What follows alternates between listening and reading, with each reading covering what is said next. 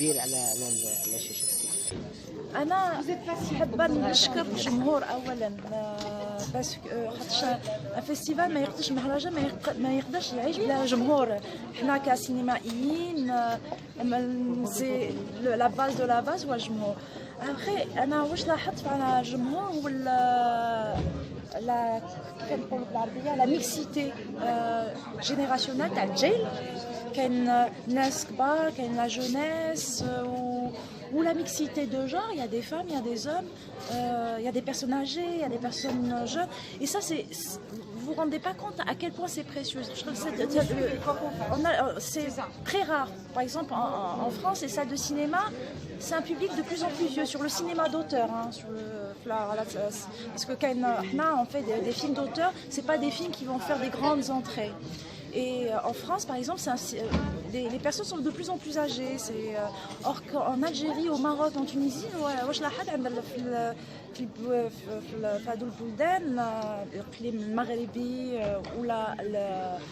du côté aussi du monde arabe, c'est que le public est jeune. Ça veut dire qu'en fait, ils veulent voir des films, dans des salles de cinéma, même s'ils piratent. Moi, je suis contre le piratage par principe, parce qu'on tue l'industrie du cinéma.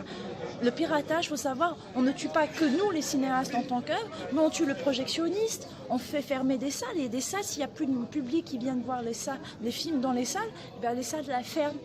Donc c'est très... Moi, je ne défends pas le piratage, mais ce que j'avais remarqué, c'est que moi, mon film avait été piraté, et pourtant, les gens sont revenus voir le film quand ils ont su que le film passait en Algérie. Ça veut dire que الناس هم في انتظار الأفلام وهم في انتظار الأفلام تاع مخرجين ومخرجات من بلادهم جزائريين لأنهم في انتظار أظن هم في انتظار تاع الصورة إبداع الجزائري ماشي برك الإبداع الصورة.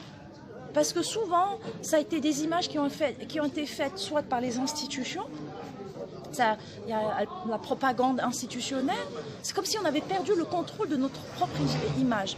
Après, souvent avec le débat, oui, le film ne me représente pas.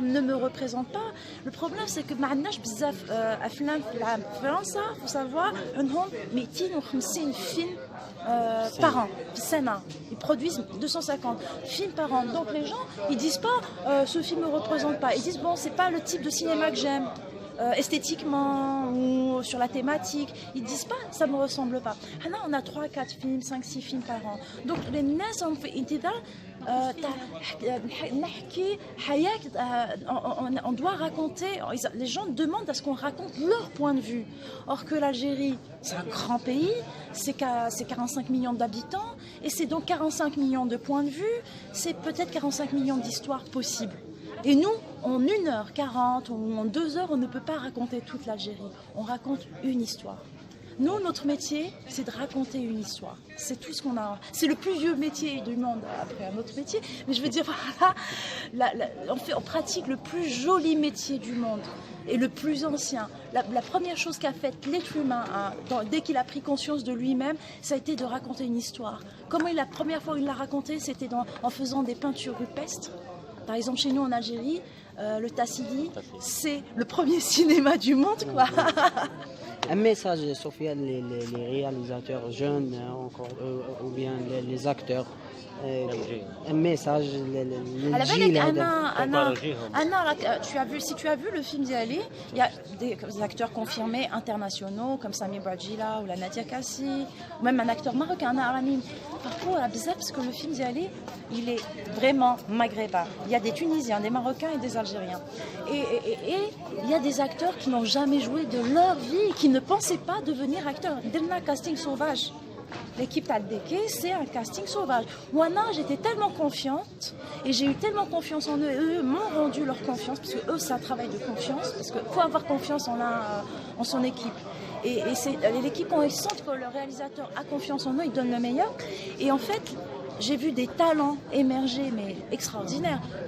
Les jeunes, t'as Brahim, Hamid, Slimane, c'est des talents. Et c'est précieux. Ils ont été de la générosité, ils m'ont tout donné. Ils sont allés au-delà de mes attentes.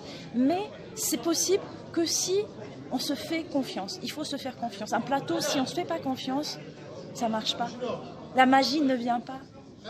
Voilà. Merci Sophia. Allah يخليك إن شاء الله. Sur le festival, c'est très important. Il faut que ça crée une économie. Un festival, s'il est événementiel, s'il n'est que événementiel, l'année d'après, le ministère peut décider de ne pas le financer, parce que c'est un événementiel. Par contre, s'il devient une économie, si les habitants deviennent participants, c'est-à-dire ils reçoivent si par exemple les femmes, les habitants participent à l'économie par exemple par la préparation de la nourriture, des plats traditionnels, ou la réception chez l'habitant. Les réalisateurs, les hôtels, il y a des festivals, on est chez l'habitant et tout ça. Ça va créer une économie et je vous assure que ce jour-là, même si le ministère ne veut pas suivre, ça va être les habitants qui vont faire pression sur les autorités parce qu'il va devenir indispensable parce qu'il générera de l'argent. Et pour eux. Et puis après, du rayonnement en plus. Et puis ça va réactiver l'artisanal, ça va réactiver le tourisme. C'est ça. Il faut que ça devienne une économie. Et le cinéma, étant une industrie, ça doit créer une économie. Merci Sophia. Merci.